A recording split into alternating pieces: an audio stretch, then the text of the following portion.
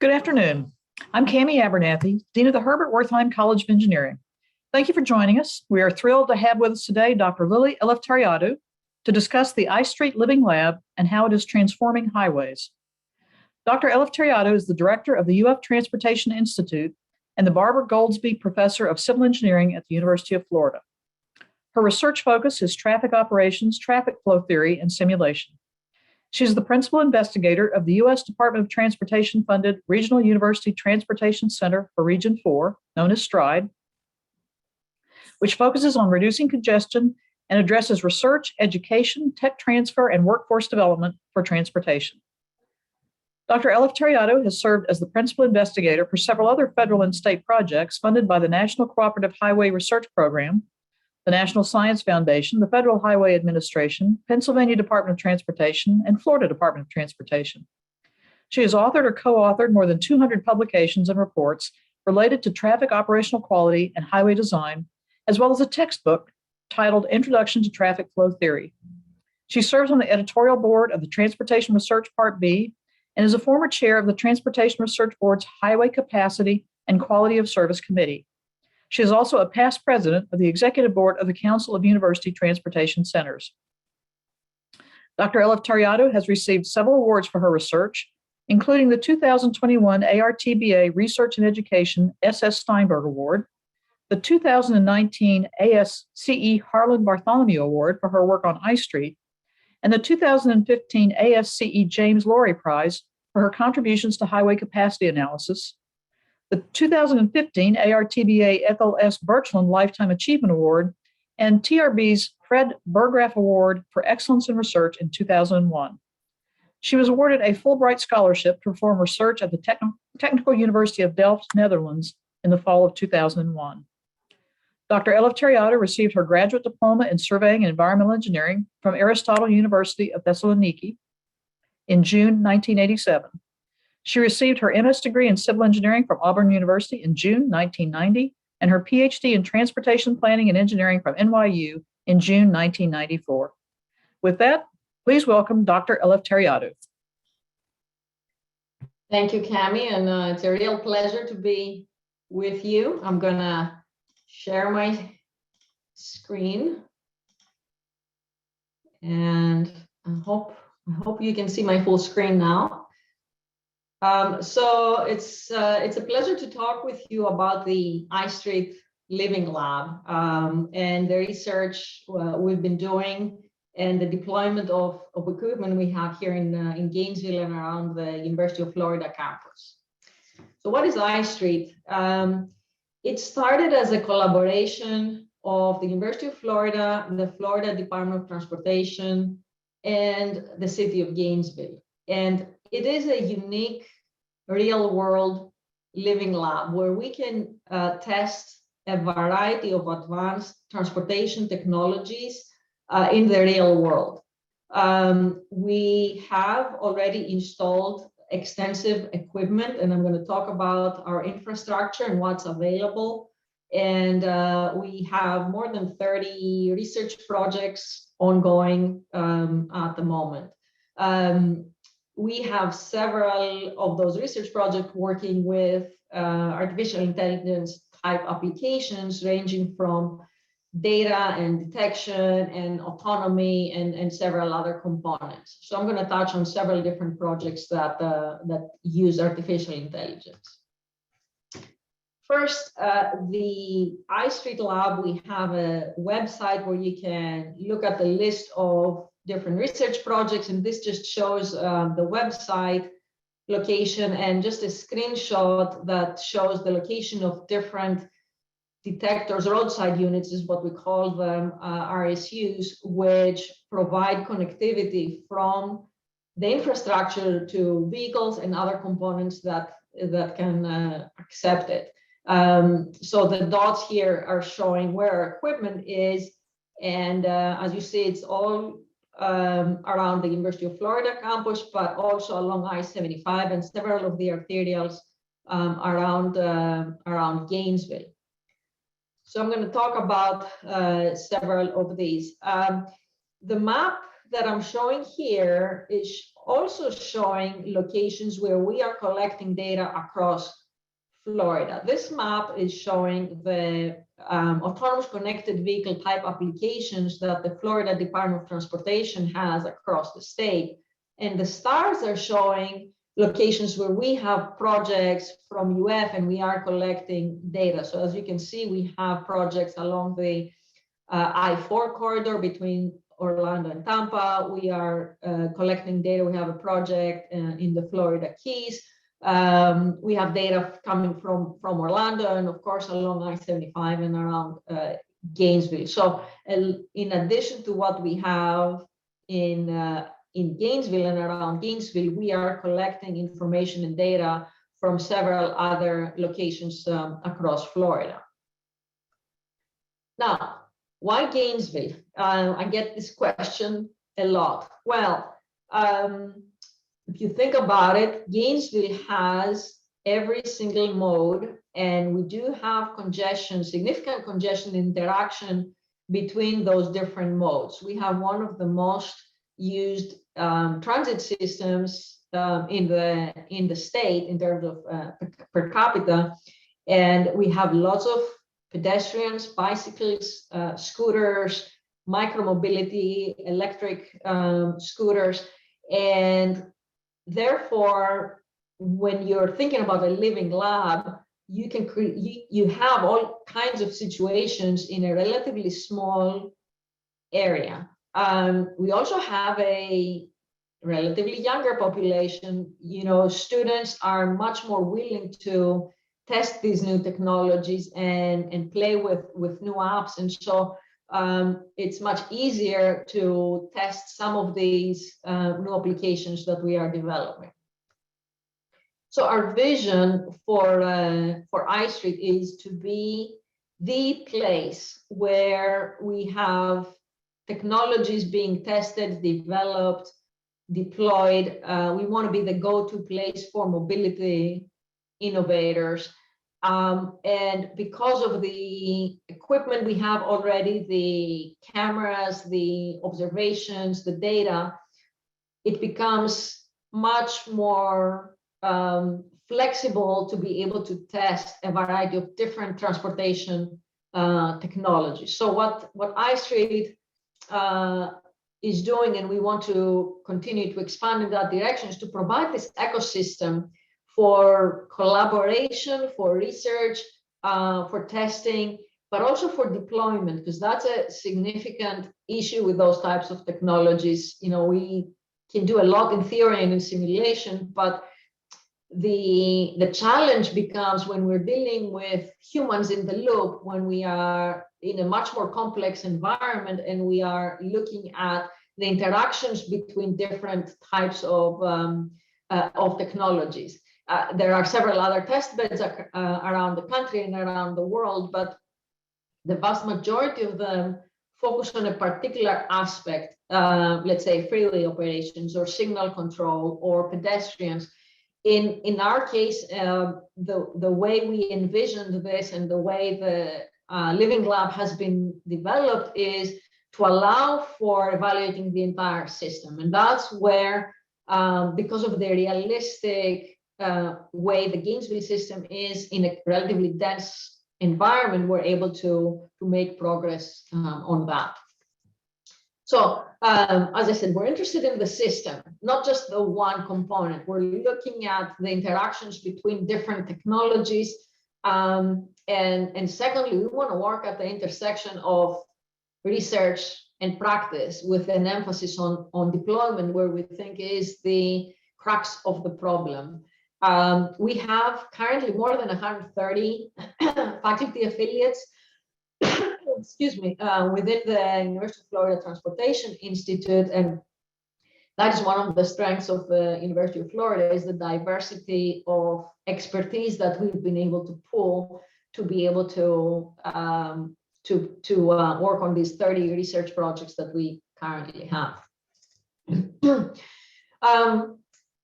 Another item I want to emphasize is our emphasis on spin-off companies based on the technologies that are being developed here. We have several different directions that we've been exploring, including signal control optimization, human interface.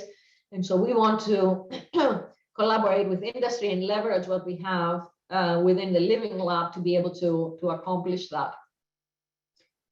In addition, because of the expertise and the availability of faculty and students, we also want to make contributions to education and to workforce development, because we're gaining significant understanding of what those technologies are able to do, what they are not able to do, what can be deployed, what cannot be deployed, what locations are more feasible in terms of deployment. And so we also want to capitalize on the equipment and the research projects to build a workforce development program for advanced mobility and transportation technologies. So I'm going to talk about our infrastructure in a little bit more detail, and then I'll provide some examples for some of the research projects we have ongoing. The map here is showing, first of all, we have about 150 roadside units along I-75. Now, those roadside units are located every about half a mile along I-75, and they can provide information about the status of the network to vehicles that are able to receive it. So vehicles that are instrumented with connected vehicle technology, or onboard units, as we call them. We have 13 signalized intersections and 7 mid-block crossings around the University of Florida campus. And this is through a project with the Florida Department of Transportation, funding through the US DOT, where we're looking at pedestrian safety. And that's a hot topic right now for Gainesville specifically, given the crashes that we've had and the fatalities we've had with pedestrians. So we're going to be looking at technologies that are able to provide warnings to pedestrians, to vehicles, and because of the equipment we have out there already, we're able to capitalize on that and investigate the feasibility of having apps that are able to provide those types of warnings. And so we're going to be looking at advanced technologies for pedestrian bicycle safety. We have another 45 roadside units in the perimeter of the UF campus, and we're looking to optimize signal control based on real-time information from connected vehicles. We have partnered with the UF fleet to instrument about 50 vehicles, and what's really useful for that is that all these vehicles are circulating around the UF campus. So we can have more vehicles at any one location than any other test bed. So for example, in Tampa, they have about 1,200 vehicles, but because Tampa is really a huge area, they very seldom have more than one vehicle at an intersection. So it's really hard to do testing, the type of testing that we're looking to do. We have several of the city vehicles instrumented and some FDOT vehicles as well. And we are looking to increase the instrumentation so that we can have a higher market penetration of those roadside units across the network.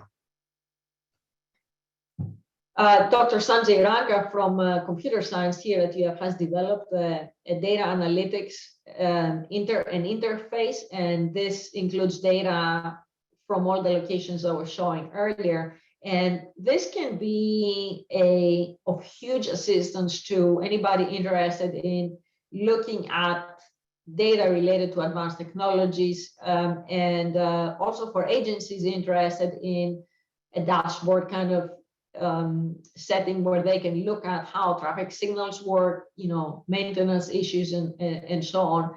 But it contains significant amounts of connected vehicle information as well from across Florida. I'm going to quickly show you a video of the Autonomous Shuttle, and the Autonomous Shuttle is part of I-Street, and what you're seeing here is a video from when the Autonomous Shuttle, which is operating in downtown Gainesville, was being tested and mapped. And you can see the vehicle is getting ready to pull over as a bicyclist is riding along in the vehicle, did exactly what it was supposed to, and how those vehicles, autonomous vehicles, can help improve safety is by detecting that and reacting relatively quickly. So we've been doing some experiments with how autonomous vehicles are being perceived, and I'm going to talk about it in a few minutes. So we've also looked at the autonomous shuttle in Gainesville. We've also looked at the autonomous shuttles in Lake Nona around Orlando, and we are detecting and we are developing models for how the vehicle moves within the rest of the traffic, so that this helps us simulate and understand how an autonomous vehicle functions. Once we have those types of models, then we're able to put them in the simulation, and then for other deployments, we're able to evaluate how they might work within the network, if they might create problems, which sometimes they do, but we're able to model their behavior and the behavior surrounding vehicles, so that when we simulate in other locations, we're able to evaluate what the impacts may be. Another project that we're working on is optimizing signal control together with the development of optimal trajectories that can be sent to vehicles that are instrumented. And vehicles can be autonomous or they can be connected. For conventional vehicles, we developed an app which allows drivers to get a warning or advisory for the speed that they need to maintain in order to go through the signal at the optimal speed and at the optimal time. So the video I'm going to show you, of course, you recognize this is Gay Lemerin Stadium, the stadium there on the left. The green dots are showing the recommended trajectory which we're sending to the vehicle. The orange is showing the actual trajectory that the vehicle is following. So we have instrumented this intersection with video, with roadside units, which are able to send this information to vehicles, and we have developed sets of algorithms. One set of algorithms does the optimization for signal control and the development of those trajectories. Another set develops through sensor fusion, identifies the vehicle arrivals and uses that as input, so that we can detect conventional vehicles as well as any other vehicles that are that may be present. This project was funded by the National Science Foundation and the Florida DOT, and we're looking to continue for that project to look at networks and arterials. Another example of a project that we've been working on, a set of projects actually, is algorithms that help us improve freeway flow. If we have autonomous vehicles and if we're able to provide, again, advisory and guidance to autonomous vehicles when they travel through a bottleneck location, like an on-ramp you're seeing here. So in your screen, you're seeing at the top autonomous vehicles, at the bottom conventional vehicles. So if we have exactly the same demand, here's what happens with conventional vehicles at the bottom and autonomous vehicles in our algorithms at the top. With conventional vehicles, you have vehicles bunching up on the rightmost lane, because that's what drivers typically would do. But if you have the opportunity, you can guide autonomous vehicles in a way where you can create gaps and you kind of push a few vehicles toward the left, and that actually results in higher throughput and lower delays. And so, at least in simulation, we're able to improve the throughput by significant numbers, maybe up to 30–40%. So if we're able to provide that kind of an algorithm for autonomous vehicles, we can have significant savings for autonomous if we have autonomous vehicles.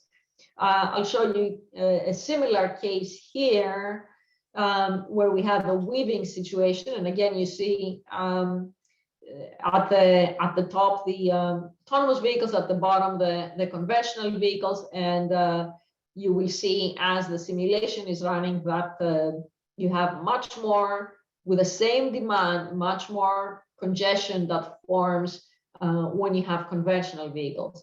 With autonomy, one of the huge opportunities we have is to actually direct vehicles in a certain way where we can maximize the throughput.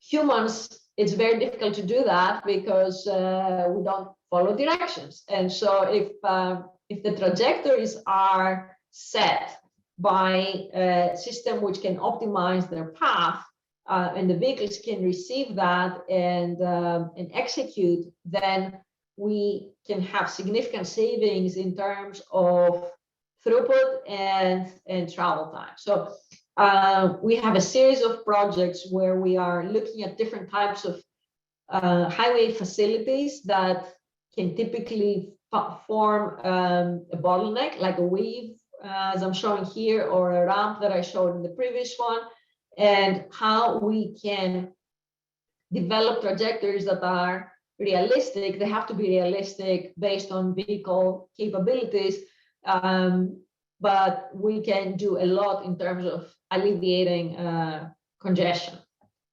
And you can see here, as the simulation has been running, at the bottom you see there's significant congestion that has developed, but at the top with autonomous vehicles we have a much smoother flow. Another set of projects is related to video processing. So we have fisheye cameras throughout at several locations along the ice street test bed or living lab, and we are able to detect trajectories and group vehicles and identify near misses at different locations. This work is based on Dr. Sanjay Ranka's work and Dr. Siva Srinivasan's. We are able to look at different intersections and identify hotspots, as you're seeing at the bottom right of your screen, where you might be able to find locations where you have high risk near miss locations with high frequency near misses, but near misses that are not because vehicles are located there because of their proximity and they would be there anyway, but because this is a legitimate type of conflict. So we can, based on that, identify countermeasures to improve the design of the intersection and try to alleviate those conflicts before they become crashes. Another project that's led by Dr. Ekta Jain and Dr. Siva Srinivasan is the evaluation of an app that warns drivers about the location of school zones. And what this is showing here is where the driver is looking at while they are traveling through a school zone. So this is part of the human factors group of the University of Florida Transportation Institute, and they're looking at different ways where we can warn drivers about school zones. They had a parallel study that looked at the location of bicyclists and provided warnings to the driver. So they evaluated the different types of warnings provided to the driver and what the driver was looking at when they were getting those warnings. One other application, and I'm going to close with that, is the planning for what we call mobility hubs. We have transit, we have a variety of modes, we have micromobility, and how do these all work together and how we can design our transportation system so that it fulfills the needs of the population. And how can we optimize the functionalities of those hubs so that, when you arrive by bus, you can immediately get to another mode. Those connections are more seamless, and we help people travel from their home to any destination within a reasonable amount of time. Dr. Jacob Yan and Dr. Silei Zhao are working on this topic with the city of Gainesville.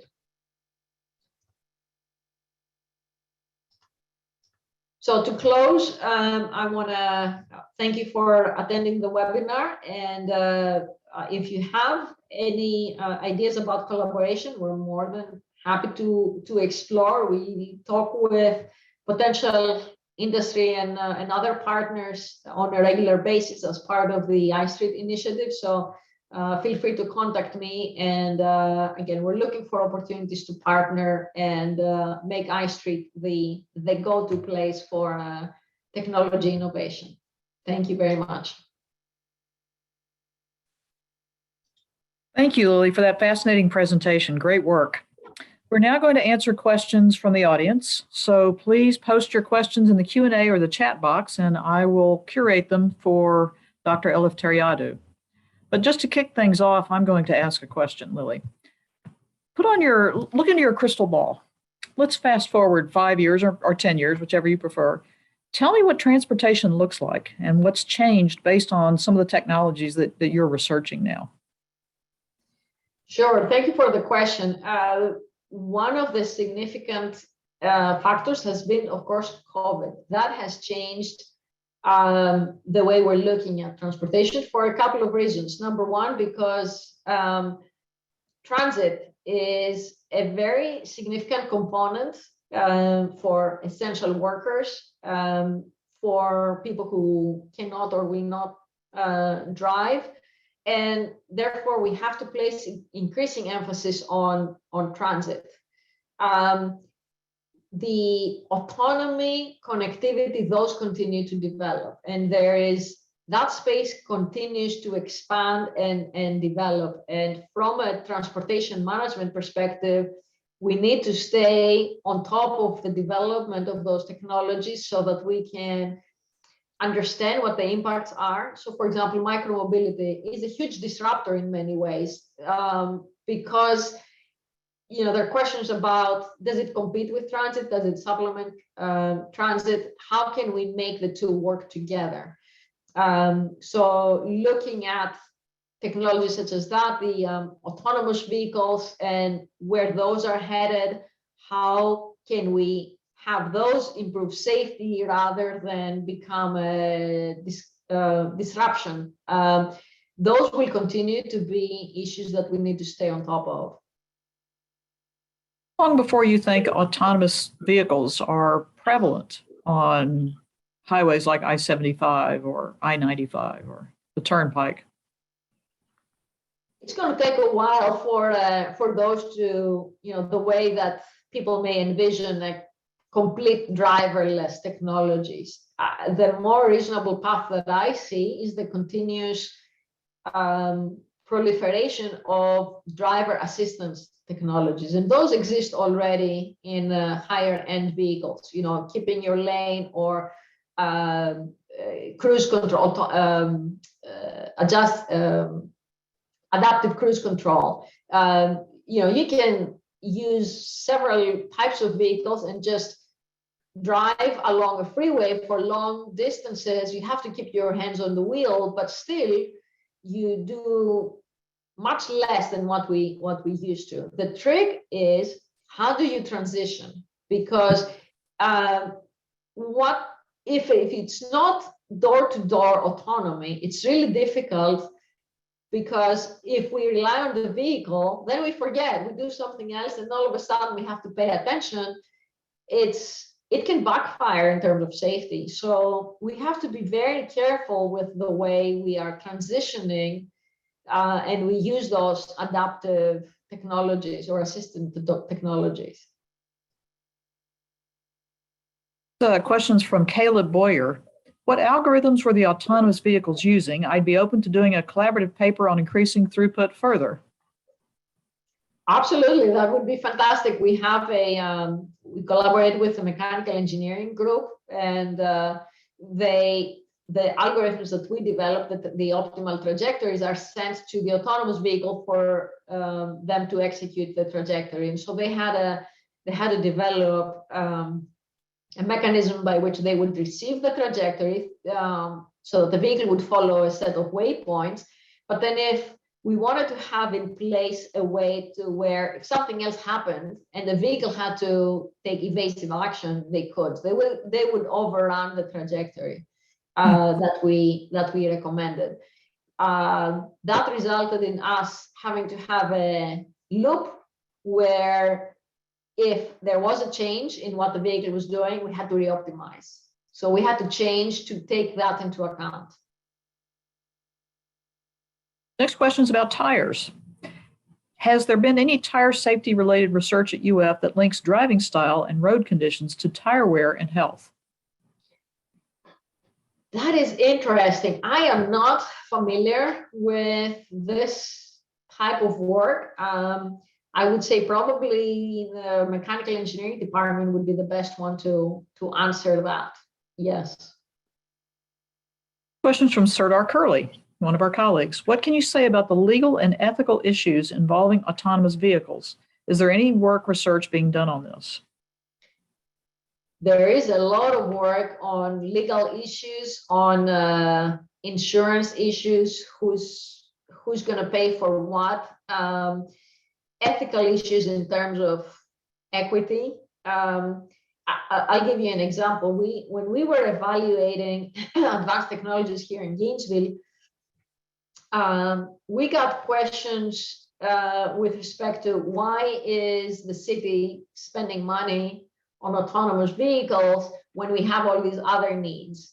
And so, it was a pilot, but on the other hand, what we need to make sure is that the communities are aware and involved and buy into the improvement of technology and make sure that the technologies help those communities as well.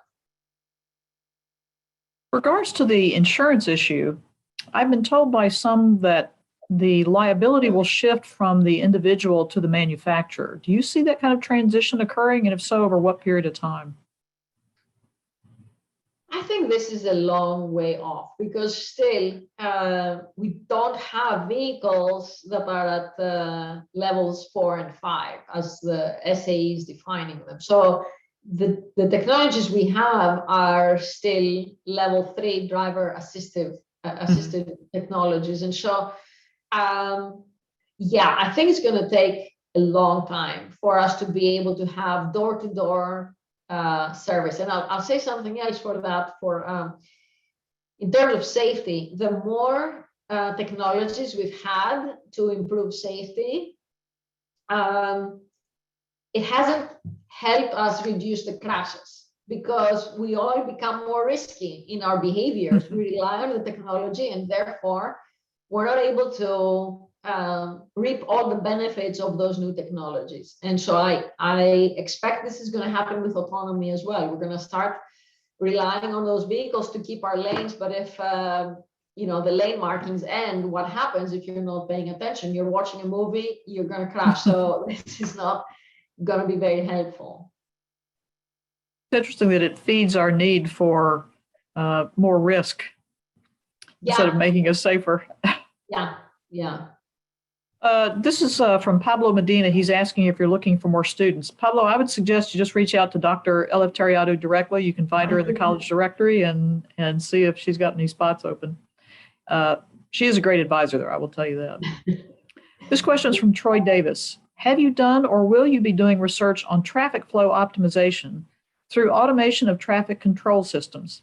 Basically making sure the lights are all green when the vehicles arrive at the intersection. Mm-hmm. This is the type of work that we're already doing, trying to maximize the throughput and optimize the flow. It's when you get to a certain level of demand, you can't improve that anymore, because vehicles have what we call a minimum headway. So if that minimum headway is, let's say, because of the technology, one second, okay? If you get it up to 1 second, then you can have 3,600 vehicles per hour. That's it, that's the math. So whatever that minimum headway is, it's the inverse of that. 3,600 divided by that is going to get you what the throughput is. So you can get it up to that point. So it depends. The optimization can get you to up to a point where you can use all that as best as possible. But if your minimum is 3,600 and you get 4,000, you can't do it. So with all this new technology, there comes an opportunity for people to interrupt the technology or disrupt the technology. Can you comment on how we can ensure the security of these communications and these systems, or what concerns that will have to be addressed in order to make them safe and secure? Yeah. Cybersecurity is a huge issue, which the US DoD is now placing significant emphasis. And I know that with the new infrastructure bill, they have put in significant funding for cybersecurity. So it is definitely an issue that we're going to be looking at in the near future, for sure. This is a related question to that one. How important is it to protect the data being used to make autonomous decisions? And can it be attacked by hackers to disrupt the decision making? Or are there opportunities to detect and report bad data as it's getting fed into it? Yeah, again, I think that's related. We're not at the point where we have a significant number of vehicles on the road to be able to do that in the field. But there is significant research, including here at UF, on cybersecurity. I know several of our faculty are working on that and making sure that the data are safe. In many cases, the data that we use, we strip down so that we take any private information, eliminate that, and just use the presence of the vehicle. We don't know if the vehicle is white or red or what the license plate is. We just know that there's a vehicle there, and we use that information. A question about who should be implementing autonomous systems. Should cities have a kind of certification to confirm that their network can support the implementation of autonomous vehicles? That is an interesting question. As part of iStreet, we've reached out to many automobile manufacturers with FDOT and the city, and FDOT in particular was interested in finding out how can they prepare the networks for autonomous vehicles. And the answer that we got on a consistent basis was, we just need the lane stripings, nothing else. So it was interesting and kind of eye-opening that the vehicles rely entirely on the equipment that's out there right now. Now, at the same time, I will say to autonomous vehicles with the sensors that they have right now, they're limited. They're not as good as humans. Can you hear the siren? How do you make the vehicle hear the siren? So you need additional information, or how do you see around the corner? And that's where the other element, connected vehicles, the connectivity, the information from the infrastructure can help supplement that, the autonomy. And I think that's where the US DOT and others need to make sure that it's not just about the autonomy, but it is about the connectivity, because there's a lot of information that's available in the network that the vehicle would greatly benefit from. Mm-hmm. Even at the signal timings, the vehicle can see maybe it's green, it's red, but why not also know that it's going to turn green in 20 seconds? Why can't it have that information if the signal already knows that? And that's where we, with the equipment that we have and the technologies that we're using, we also use that connectivity to supplement autonomy. It sounds like, in your view, connected technologies will happen before autonomous technologies really take hold. Yeah, it is easier. It's definitely easier. And there's a lot that we can do with connectivity. And that's why the roadside units we have around Gainesville, that's the type of information they provide, and they can be extremely helpful in providing, very useful information to drivers. And I will say that we did a focus group with drivers from the UF fleet for the vehicles that are connected. And the vehicles that are connected were giving information about the status of the signal and also the presence of pedestrians in the crosswalk. And they found that very useful. They said, that, yeah, we'd like to use it. We want to have more of those devices. And one of their recommendations was integration. Can we integrate that now with a navigation app? Which I think that's where we want to go with iStreet, is in that space of integration of different applications where, you don't want to have to download 20 apps. You want to have one that provides all those services. Can anyone volunteer to sign up for your connected network, or is this only for selected vehicles? That's a great idea. We have not asked for volunteers. One of the reasons is it becomes more difficult to keep track, because people, what happens if they want to change, they want to remove now the equipment, or if they sell the vehicle and the next person doesn't want to use it. So that's why for us, having the UF fleet involved makes it much, much easier. We've seen other test beds, they run into trouble because they rely on private citizens for this. Mm-hmm. The next question is from Jim Proctor. Hello, Jim. What happens to traffic flow with a combination of conventional and autonomous vehicles? Great question. In our simulations, we're doing those types of evaluations of, what happens with different market penetrations and to what degree you're able to change the traffic flow based on different market penetrations. The magic number that many people have been throwing around is about 20%, that when you have about 20% market penetration, you're starting to see changes in the overall network operations. But in some cases, you might be able to change, let's say what happens at the signal. You're creating a platoon, and if the rest of the vehicles are behind it because they have to be behind it, you're kind of modifying the entire corridor. So even for some applications, even lower penetrations might make a difference.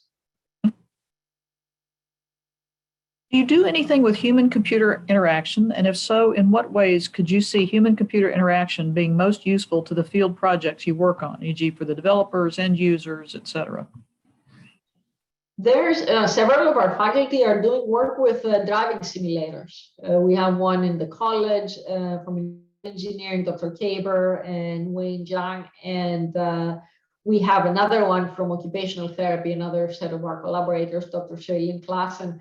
And so we've been doing experiments with humans in the loop of that. We've also done the project that I was showing earlier, where we have developed an app that provides some guidance to drivers about the speed they need to maintain and at what time they need to be at the stop bar.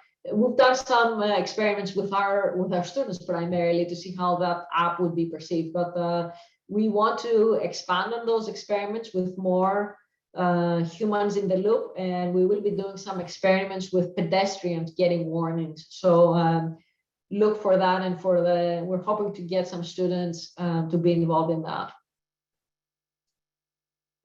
Traditionally, Florida wasn't wasn't viewed as a mass transit state, but we're beginning to see more planning and implementation of mass transit platforms. Any thoughts on the future of mass transit in Florida, how you see it developing and where and over what sort of time period?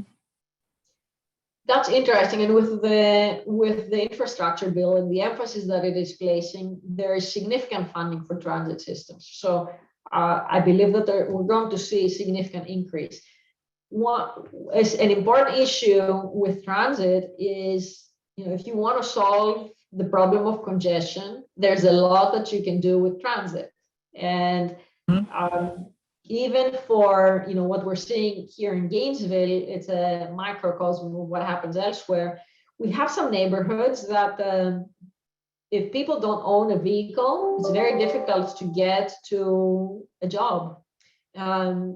So if we are to provide opportunities and we want to increase productivity and jobs and all that, we have to make sure that people can get to a job within a reasonable time frame. And 2 hours one direction is just not reasonable. And so something needs to get done for the transportation networks to make sure that anybody who even is not able to drive can access jobs and other activities, health appointments. What Gainesville has been doing, which is great, is micromobility.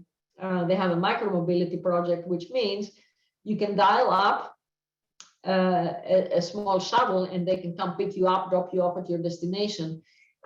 It is very limited. It's a pilot right now, but I can see that as expanding to other areas. And for areas that cannot support transit, this is a great way to provide this type of transportation. Another example you're familiar with is the shuttle from Hale that UF has been helping fund, which provides direct connection between Hale, which is about 7 miles west of UF, directly to the hospital and to the UF campus. And this started before COVID, and it was really successful. They had to add another vehicle. The conventional wisdom that people don't want to use transit is not really true. If you provide something that is convenient, people are going to use transit. And we should be looking at these different options and what's appropriate for different communities so that we provide those alternatives. I think that's the most important message is we have to be providing alternatives. If it's just the automobile, it's not sustainable in any way, in congestion related, access to jobs or anything like that. Really interesting that transportation is as much a part of equity as many other resources. The next question is about railroad crossings. Is there a research project about railroad crossing technologies to improve safety at railroad crossings?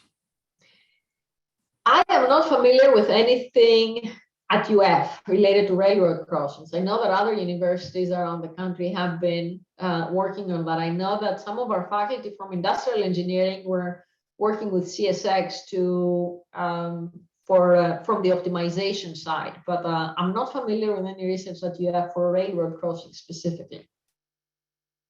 How do you address disparities in choosing locations to implement the infrastructure technology? What about affordability of autonomous versus conventional vehicles? This is a very important question. And how do we deploy technology so that it serves the diverse needs of all populations? We did a study with 2 neighborhoods here in Gainesville just to understand, East Gainesville, Duval Heights, Hale. Those were the two neighborhoods we examined, and in some ways they have very different needs. In some other ways, their number one priority was safety and accessibility and the option of alternatives, even for both neighborhoods, believe it or not. So what we recommended with that project, which by the way was funded by FDOT, was to make sure that there is community engagement at every stage of a transportation project. So start with talking to the community you are serving to understand what are their transportation needs. So it's a bottom-up approach rather than a top-down of, we want to build this road here. Start with engaging the communities and understand what their transportation needs are. The next question is from Carlos Del Sol. Hello, Carlos. Hi, Carlos. Will it be possible to retrofit traditional existing vehicles with the new technologies, or is it strictly going to be available on new vehicles only? Great question. I think a lot of the technologies, for example, connectivity, you can just retrofit a vehicle with just a couple $1,000. This is what we did with the UF fleet to provide connectivity. For even for conventional vehicles, you can have in many cases just an app that you can download on your phone, and that can get you some information. What we developed was the optimal trajectories and guidance that the vehicle can receive. This was just an app, no instrumentation required. When you're talking about autonomous vehicles, that's more expensive, and I don't know to what degree you can retrofit. It's probably not going to be worth retrofitting for autonomy, because those are really expensive, the sensors. Mm-hmm. The next question is about our new Hypergator supercomputer, the Hypergator AI. Do you or your colleagues use the Hypergator AI to train and test any of your algorithms, such as those in the computer vision area? I believe Dr. Ranka has been using it. Another one of our faculty, Dr. Elefteriadou and Dr. Jacob Yan, have been using it. They're dealing with large quantities of data. This question is about the change in the housing markets in Florida and the impact on transportation. Florida was once a low-cost destination for residents seeking affordable housing, but in recent years, Florida real estate has skyrocketed more than any other state, while incomes have risen at slower than the national average. Do we see any potential impacts to the transportation system from the changing housing market? I wish I had Dr. Ruth Steiner here with me to respond to that question. She examines land use transportation policies, and I can't speak to that directly. But apparently there is a correlation there, if that's her area. Absolutely, there is a very strong correlation, and that's what makes transportation so complex, because it has so many tentacles. Mm-hmm. Are you doing any work or planning any work on unmanned aerial vehicles, UAVs, and 5G? Are there transportation and governmental regulations similar, or are they completely different? And any thoughts on the timeline for implementation of such types of commercial solutions?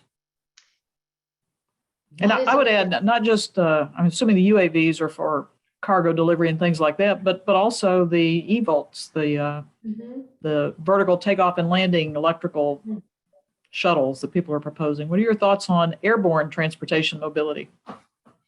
That's a great question. We've been talking about how can we integrate those types of vehicles within iStreet, and so they can have connectivity and they can be part of the entire network. We don't have anything in place. I know that we have faculty in I think mechanical engineering. They're doing some work with UAVs. With respect to the vehicles, aerial vehicles, I know that Lake Nona is going to have one of the first heliports to provide transportation to other locations, and this is in the same location where they have the Autonomous Shuttle. Very, very interesting, and the more modes we can explore, the more options and alternatives we will have. I've had a couple of calls from reporters about the Hyperloop, and especially here in Florida, they're looking into that. And again, it's a technology that why not evaluate? Why not see what kind of applications we can have and what kind of throughput we may have? But again, thinking about it from the perspective of the neighborhoods and the people it's going to serve, rather than let's build it and they will come. Of course, there is some benefit to evaluating new technologies because they may have, applications in certain areas. But in terms of what would make sense for Florida, I think it would make a lot of sense to explore that as a potential solution for locations where that makes sense. That does complicate the management of the system. It's a little bit like having now a three-dimensional transportation network. Yeah. And that's where, when I was talking about the transportation hubs that Jacob Yan and Elefteriadou are working on, it makes sense to integrate that as an additional mode. I don't think that I think it would make a lot of sense to do that. Mhm. Well, Lily, this has been fascinating. I can't thank you enough for joining us today, but Pleasure. we are now out of time, so we are going to conclude our presentation today. But thank you so much for joining us, and thanks to all of you for attending today. And please tune in for our next webinar series, which will be in about a month. Thank you so Thank you much. very Have a much. great day. Go Gators. Bye-bye. Go Gators.